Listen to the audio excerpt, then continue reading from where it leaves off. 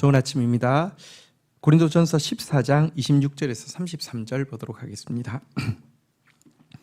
26절 그런즉 형제들아 어찌할까 우리가 모일 때에 각각 찬송 시도 있고 가르치는 말씀도 있으며 계시도 있으며 방언도 있으며 통역함도 있나니 모든 것을 덕을 세우기 위하여 하라. 자, 지금까지 이제 방언의 그 용도 또 예언의 용도에 대해서 쭉 교훈해 온 바울은 이와 같은 은사를 집회 시간에 어떻게 사용해야 되는지에 대해서 교훈하고 있습니다. 고린도 교회는 성령의 은사가 풍성하였고요. 그래서 예배 시간에 찬송 시도 있고요, 가르치는 말씀도 있고 또 그러니까 가르치는 말씀이란 교육에 대한 것이겠죠. 계시도 있었습니다. 그러니까 말씀이 정말 그 계시처럼 그러니까 선포되어지는 이런 일들도 있었습니다. 또 여기에 이제 방언하는 사람도 있었고 또 방언 통역하는 사람도 있었습니다. 이런 그 예배들이 이렇게 예배의 그 이제 순서들이 풍성한 순서가 있었던 것이죠. 하나님을 찬송하고요, 신앙 교육도 이루어지고 예언을 통해서 말씀이 캐리그마 이 계시로 이렇게 드러나기도 하고요.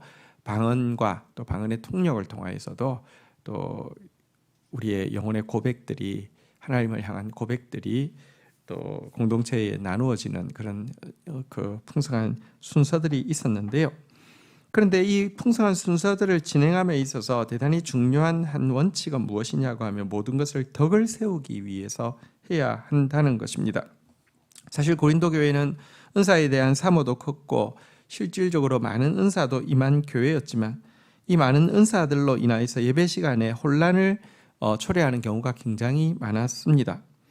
왜냐고 하면 자기에게 주신 은사만 크게 여기고 은사를 통하여서 주신 자기에게 주신 말씀만 크게 여기고 다른 사람에게 주신 은사나 다른 사람의 은사를 통하여 선포되는 하나님의 말씀은 무시하기 일쑤였고요. 또 내게 주어진 시간을 막 최대한 많이 길게 하려고 하다 보니까 여러분 이게 그래도 어느 정도 질서 안에서 이루어지면 모두에게 풍성할 뿐만 아니라 또 이렇게 적절해야 하는데 이게 중구난방이 되어서 굉장히 혼란스러웠던 것입니다. 이런 모습은 사실 오늘날도 비슷합니다. 은사를 강조하는 교회나 집회에 보면 이런 무질서함을 흔히 볼 수 있습니다. 여러분 은사는 하나님께서 개인의 유익을 위해서 주신 것이 아니라 공동체의 유익을 위해서 주신 것이라고 앞에서 이야기했는데요. 그래서 은사의 사용 역시 개인을 높이기 위해서 쓰여져서는 안 되고 공동체에 덕을 끼치는 데 쓰여져야 한다. 그러니까 내가 지금 잘 쓰느냐 못 쓰느냐의 시금석이 무엇입니까? 이게 공동체에 덕이 되느냐 되지 않느냐. 공동체에 덕이 되지 않으면 멈춰야 됩니다. 내 말을 멈춰야 되고 내 은사 사용을 지금 이 시간에 멈춰야 하는 것입니다. 대단히 중요한 원칙이 됩니다.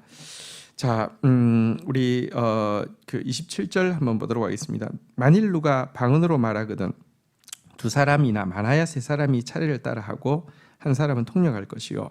28절 만일 통역하는 자가 없으면 교회에서 잠잠하고 자기와 하나님께 말할 것이요.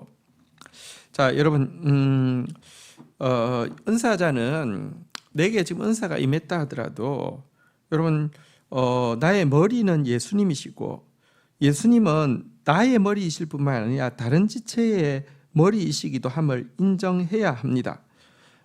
이 내게 주신 은사만 소중한 게 아니라 다른 사람에게 주신 은사도 소중하고요. 내게 주신 말씀만 분명한 게 아니라 다른 사람을 통하여 주시는 말씀 앞에서도 내가 서야 하죠. 그래서 방언 같은 경우에 이렇게 하라고 이야기합니다. 방언을 이제 예배 순서 중에 이야기할 시간이 있으면 두 사람, 많아야 세 사람까지만 할 수 있다 이렇게 이야기를 하고 있고요.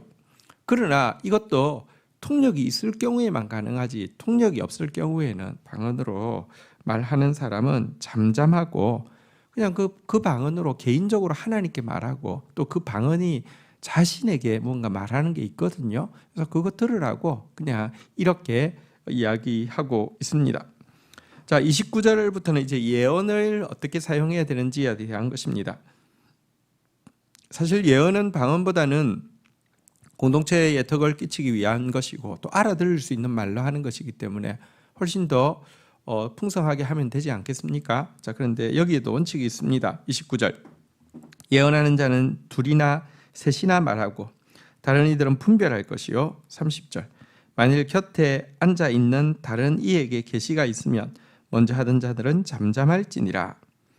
31절. 너희는 다 모든 사람으로 배우게 하고 모든 사람으로 권면을 받게 하기 위하여 하나씩 하나씩 예언할 수 있느니라.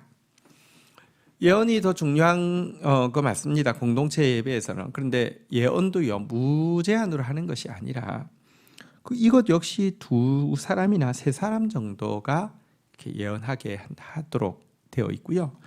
그리고 이 두 사람, 세 사람 하는 것이 중요한 것이, 여러분, 증인도 한 사람의 증언이 왜곡될 수 있기 때문에 반드시 증인을 세울 때 두세 증인을 함께 세워서 말이 일치하는지를 확인하라고 했는데, 예언도 마찬가지라는 것입니다. 어떤 사람이 예언했습니다.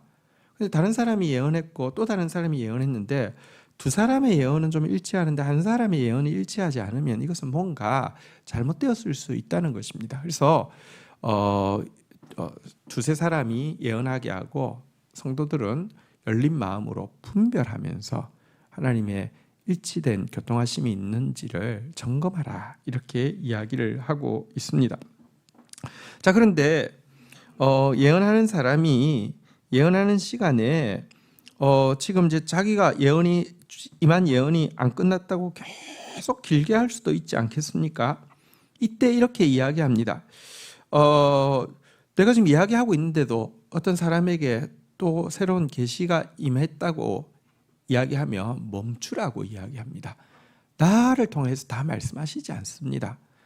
하나님은 공동체에 하나님의 말씀을 주실 때 마치 퍼즐처럼 한 조각 한 조각을 주셨기 때문에 나에게 주신 말씀을 하고 있는데 또 이제 끝나야 될 시간쯤에 다른 사람에게 말씀 주시면 나는 멈추십시오.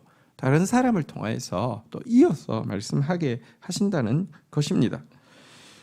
우리 모두는 말씀의 도구로 사용되어질 수 있지만 동시에 우리 모두는요, 배우는 사람이 되어야 되고 권면을 받는 사람이 되어야 합니다. 나는 무조건 외치는 사람이고 가르치는 사람이고 수여하는 사람이고 다른 사람들은 모두 다 들어야 되는 사람이고 배워야 되는 사람이고 받아들여야 되는 사람이다? 절대 그렇지 않습니다.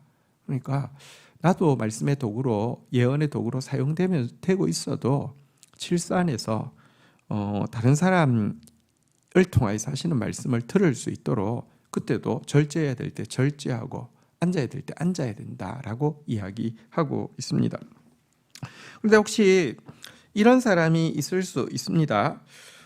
근데 지금 나한테 말씀이 임하고 있으니 내 말 막지 마세요. 나는 이거 어쩔 수 없어요.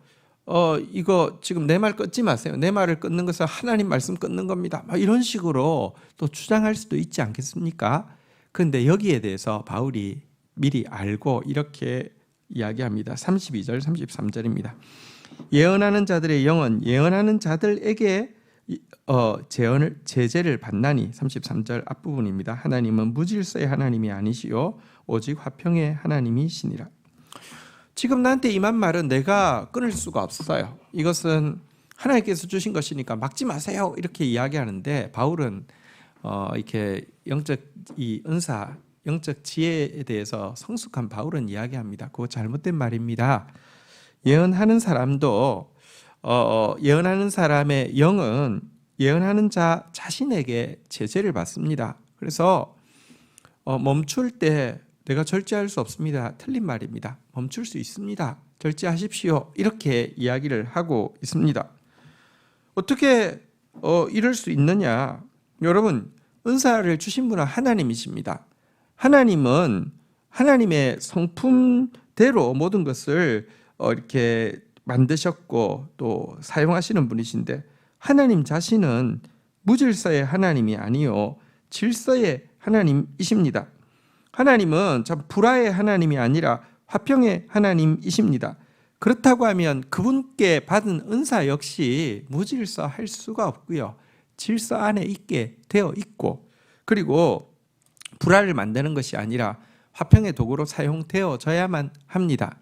그래서 사실은 하나님의 영이 임하고 있음에도 불구하고, 그에게 지금 하나님의 예언의 말씀이 안 임했다는 것이 아니라 임하고 있음에도 불구하고 교회 전체의 예배의 덕을 위해서는요, 멈춰야 될 때는 내가 멈춰야 돼라고 생각하면 멈출 수 있고, 그 말씀이 딱 끊어질 수 있게 되어 있다라고 이야기합니다.